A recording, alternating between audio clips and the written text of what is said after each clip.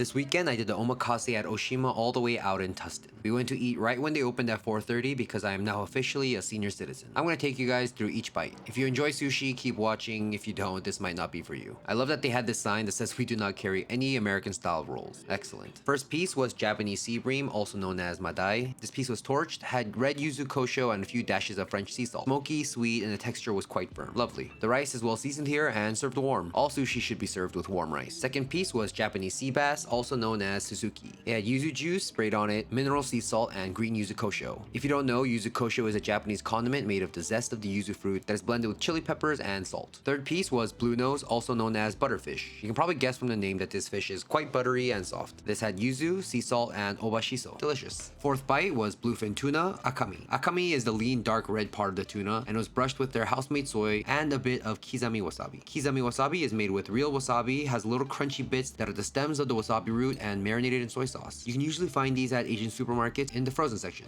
I always have some in my freezer. Fifth bite was amberjack, also known as kampachi, brushed with soy sauce and sprinkled with lime zest. Loved the brightness that the zest brought to the soft and buttery kampachi. Sixth piece was bluefin tuna otoro, which is the fattiest part of the tuna, the belly. Served simply brushed with soy and fresh grated wasabi, the real stuff. If you haven't had otoro before, it's intensely fatty, rich, and melts in your mouth. Seventh piece was Hokkaido scallops, also known as hotate, braided with yuzu, salt, and umeboshi. Umeboshi is a paste made with salted and pickled plums. It's salty, acidic, floral, and it added a nice hit of acidity to the extremely sweet scallop. Eighth piece was striped jack or shima aji, sprayed with ponzu, green onions, ground radish, and Japanese red pepper. A lighter fish, very tender, and had a bit of a bite. The ninth piece was my personal favorite, which was ocean trout, seasoned simply with their house soy and matcha salt. Love. The 10th piece was their signature black cod nigiri that's torched, brushed with soy, and Malden salt. Very, very smoky, and as you can guess, it falls apart in your mouth. The 11th piece was yellowtail or hamachi, brushed with soy and garnished with jalapeno kosho. The flavor of the jalapeno was very prominent without much spice. Very good. The 12th piece was amaebi, also known as botanebi, also known as Santa Barbara spot prawn. Santa Barbara spot prawns are famous for their amazing texture and insane sweetness. Seasoned with yuzu, sea salt, umeboshi, and the jalapeno kosho again. Texture is slightly sticky and unbelievably sweet. They also served us the fried head and miso soup also made from the head.